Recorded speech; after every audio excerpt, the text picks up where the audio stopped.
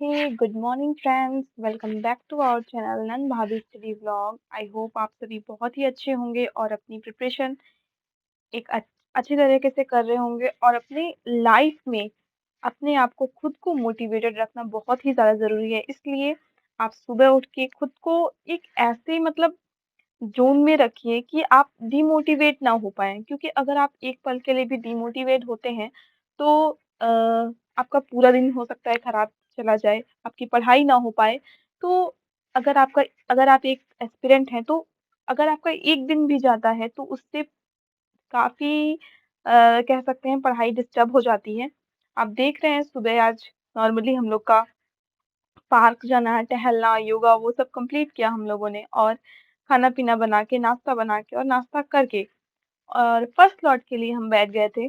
काफ़ी लेट था क्योंकि आपको पता ही होगा कि आज संडे था, तो संडे को काफ़ी late last night Saturday night हमने पढ़ाई भी की थी 2 बजे तक, इसलिए काफ़ी लेट हो गया, नहीं तो 9 बजे तक अप्रॉक्सिमेट हम लोग बैठ जाते अपने फर्स्ट लॉट के लिए। पर आज थोड़ा लेट था 1.5 घंटे, तो साढ़े 10 बजे हम बैठे थे और ये सोचा था कि आज पूरा दिन पढ़ाई होगी अच्छे से और हुई भी, जब तक शरीर साथ देता है, नहीं तो देखा जाता है कि कभी-कभी हमारा शरीर साथ नहीं देता तो पढ़ाई भी नहीं कर पाते, क्योंकि ऐसा नहीं करना चाहिए कि आपका कहीं सिर दर्द हो रहा है या फिर पैर दर्द हो रहा है और आप पढ़ते रहें। आप रेस्ट ले लीजिए, क्योंकि अगर आप उस टाइम में पढ़ते हैं तो आपको कुछ भी दिमाग में नहीं जाता। इसलिए रेस्ट बहुत ही ज़्यादा ज़रूरी है, स्पेशली हाउसवाइफ़ को, क्योंकि आजकल जो ट्रेडिशन है वो देखा जाए तो अब खड़े होके खाना बनाने का है। पहले जो है गाँव में बैठ के खाना बनाया जाता था, उससे क्या होता था काफ़ी बीमारियाँ कम होती थी। पर आजकल की सोसाइटी में देखा जाए तो पैर दर्द तो कॉमन हो गया है, क्योंकि हम लोग किचन में 2 से 3 घंटे मॉर्निंग के टाइम और रात में 2 घंटे खड़े रहते हैं। तो इससे क्या होता है कि पूरा भार हमारा शरीर का पैर पे जाता है। तो सारी हाउसवाइफ़ को, स्पेशली उन लोग को मैं बताना चाहूँगी जिन जो अपने किचन में 2 से 3 घंटा बिताती हैं, उनको रेस्ट बहुत ज़्यादा ज़रूरी है। ऐसा नहीं है कि आप किचन से काम करके आएँ और तुरंत झटपट-झटपट करके अपनी बुक्स लेके बैठ जाएँ। थोड़ा-सा नैप ले लें अगर हो सके तो, क्योंकि नैप लेने से एक रिफ्रेशमेंट हो जाता है, आपका माइंड जो है एकदम अलर्ट हो जाता है, तो उसके साथ आप पढ़ाई करें। आज मेरे साथ एक अटल जी की कविता है, मैं स्क्रॉल कर रही थी, तो मुझे अटल जी की कविता मिली, तो मैंने सोचा क्यों ना मैं आप लोग से शेयर करूँ। तो उनकी ये कविता है, टूटे हुए सपनों की कौन सुने सिसकी, टूटे हुए सपने की कौन सुने सिसकी, अंतर की चीर व्यथा पलकों पर ठिठकी, हार नहीं मानूँगा, रार नहीं ठानूँगा, काल के कपाल पे लिखता मिटाता हूँ, गीत नया गाता हूँ, गीत नया गाता हूँ। जी हाँ, जैसा कि आप देखते होंगे सारे एग्ज़ाम्स होते हैं, उनका रिज़ल्ट आता है, तो रिज़ल्ट आने पे काफ़ी सारे बच्चे क्वालीफाई भी करते हैं, जितनी सीट्स होती हैं और जो टॉप बच्चे होते हैं वो उसमें क्वालीफाई कर जाते हैं और कुछ बच्चों का कुछ नंबर से रुक जाता है, तो उन्हें बहुत दर्द होता है। होना भी चाहिए, किसी का 1 नंबर से, किसी का 0.5 से रुकता है, तो उन्हें बहुत ही दर्द होता है, क्योंकि उन्होंने वो अभी आपने यूपीएससी का रिज़ल्ट देखा होगा तो बहुत सारे एस्पिरेंट ऐसे होंगे जिनका 1 नंबर से रह गया, तो उन्हें उनकी पूरी 1 साल की मेहनत देखा जाए तो लोग यही कहेंगे, उनको भी इस टाइम यही लग रहा होगा कि मेरी 1 साल की मेहनत चली गई, मैं कुछ नहीं कर पाया या कर पाई। तो मैं उन लोग के लिए बस यही कहूँगी कि नहीं, आपकी 1 साल की मेहनत नहीं गई है। जो आपने पढ़ा इस 1 साल में पूरा ईमानदारी पूर्वक आप इंटरव्यू तक पहुँचे, आप फाइनल सिलेक्शन में कुछ नंबरों से रुक गए, तो ऐसा नहीं है। आपके अंदर भी एक आईएएस है। यस, आपके अंदर भी एक सिविल सर्वेंट है, क्योंकि अ, इसमें ये जो अटल जी ने अपनी कविता लिखी थी, तो उसमें ये कहा है कि अगर आपका सपना टूट गया है तो ज़रूर आपसे रिज़ल्ट जिसका फेलियर रिज़ल्ट होता है तो वो रोता है, आँसू अपने आप निकल आते हैं, कोई ऐसा नहीं है कि जानबूझ के रोना चाहता है, तो कौन सुने सिसकी? तो कोई हम अपने आँसू को छुपा कर रोते हैं, कोने में बैठ कर रोते हैं और हम उस समय हमारे अंदर में जो व्यथा चलती रहती है, हम किससे कहें?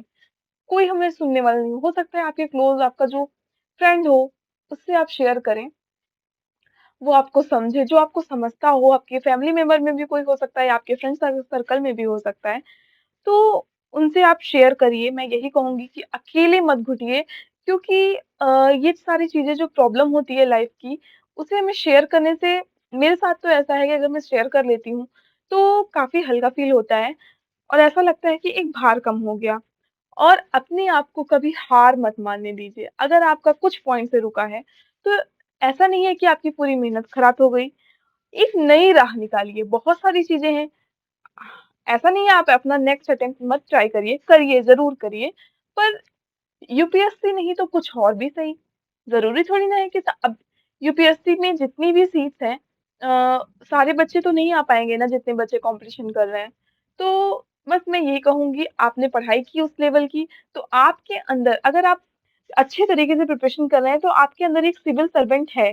तो आपको एक जिले की ज़िम्मेदारी कैसे सँभालनी है, आप जिले की ज़िम्मेदारी आधिकारिक रूप से तो नहीं सँभाल सकते, पर आप जितना हो सके वो करिए। और बहुत सारी नौकरियाँ हैं, उनमें जाइए। ये अपने आप को एक रिज़ल्ट या एक फेलियर से खुद को कोसिए मत, खुद को कोने में मत रखिए, और विकल्प बहुत हैं। आपके पास बहुत सारे विकल्प हैं, बहुत सारी लाइन है, आप ट्राई करिए, क्योंकि अगर हम हार मान लेंगे तो हम सफलता कभी भी नहीं प्राप्त कर सकते। और मैं यही कहूँगी, जान लगा दो या जाने दो, क्योंकि अ, आप एक और ट्राई कर सकते हैं। अगर आपका वही सपना है, वही करना है, तो ज़रूर एक बार और जान लगा दीजिए और करके दिखाइए। और मैं यही कहूँगी कि आपको जो भी टीचिंग एग्ज़ाम्स की प्रिपरेशन कर रहे हैं, बिहार टीआरई पॉइंट 3.0, अ, वो एग्ज़ाम जो कैंसल हो गया था, पेपर लीक हो गया था, तो वो एग्ज़ाम 10 से 12 जून के बीच में है। जो भी एस्पिरेंट्स उसकी तैयारी कर रहे हैं, ऑल द बेस्ट, अच्छे से करिए। अब आपके पास ज़्यादा टाइम नहीं है। अप्रैल का देखिए 5, ये अप्रैल तो निकल ही गया है देखा जाए, मई, जून, बस मई आपके पास बचा है, लगभग 1 से डेढ़ महीने हैं। अ, 1 महीना 10-20 दिन है केवल आपके पास। तो अच्छे से पढ़िए, रिवीज़न अब तो मैं यही कहूँगी कि अब आपने जितना पढ़ा है पढ़ने उसी पे रहने दीजिए, और अब आपको मल्टीपल मॉक टेस्ट सॉल्व करने चाहिए। मॉक टेस्ट अगर 3 घंटे का 1 मॉक टेस्ट है, तो आप पर डे 2 से 3 मॉक टेस्ट करिए, या 2 ही करिए, और उसको जो आंसर आपको नहीं आ रहे हैं, उसको एक नोट पे रखिए और उसको रिवीज़न करिए, क्योंकि मॉक टेस्ट सॉल्व करने से आपने बहुत लोगों का देखा होगा कि काफ़ी प्लस पॉइंट होता है हमारी लाइफ़ में। जब हम किसी भी एग्ज़ाम की प्रिपरेशन करते हैं और जब मॉक टेस्ट सॉल्व करते हैं, तो एक अलग ही आकलन हमें मिलता है कि हम कहाँ पे लाई कर रहे हैं। उस जो उसका आंसर शीट आता है जब लास्ट में हम रिज़ल्ट देखते हैं, इसलिए सभी लोग, अगर किसी ने कोर्स जॉइन किया है तो ठीक है, अदरवाइज़ बहुत सारे मॉक टेस्ट ऐसे गूगल पे भी मिलते हैं, नहीं तो ऑफ़लाइन भी आप जाके ले सकते हैं, किरण पब्लिकेशन का, या फिर बहुत सारे अब लोग, सब लोग अपनी सीरीज़ डालते हैं, मॉक टेस्ट डालते हैं, तो वो ज़रूर करिए। और आरओ एस्पिरेंट्स जो भी प्रिपरेशन कर रहे हैं, वो एग्ज़ाम अभी काफ़ी दिन है, अक्टूबर या नवंबर में एग्ज़ाम होने की संभावना है, तो आप पढ़ते रहिए, अभी टाइम है। मॉक टेस्ट एग्ज़ाम के 2 महीने पहले से आप लगाना चालू कर दीजिए। इससे आप देखेंगे, आपकी प्रिपरेशन में काफ़ी तेज़ी आएगी और आप एग्ज़ाम को क्लियर कर लेंगे। जी हाँ, जिससे आप अपना सपना पूरा कर लेंगे। जो आपने सपने सजाए हैं अपने फ्यूचर के लिए, वो भी पूरे होंगे, और आपकी फैमिली तो खुश होगी ही, और आप भी खुश होंगे। इसलिए अपने आप को हमेशा मोटिवेटेड रखिए। मैंने स्टार्टिंग में ही आपसे बोला था कि खुद को मोटिवेटेड रखना बहुत ही ज़्यादा ज़रूरी है, और ये देखिए, हमारी साढ़े 7 घंटा, लगभग 8 घंटा की स्टडी, 15 मिनट कम है, तो स्टडी कंप्लीट हुई। और इसी के साथ आज का व्लॉग भी हमारा खत्म होते हुए, आपको हमारा व्लॉग कैसा लग रहा है, ज़रूर से ज़रूर बताइएगा। Thank you, bye bye, take care.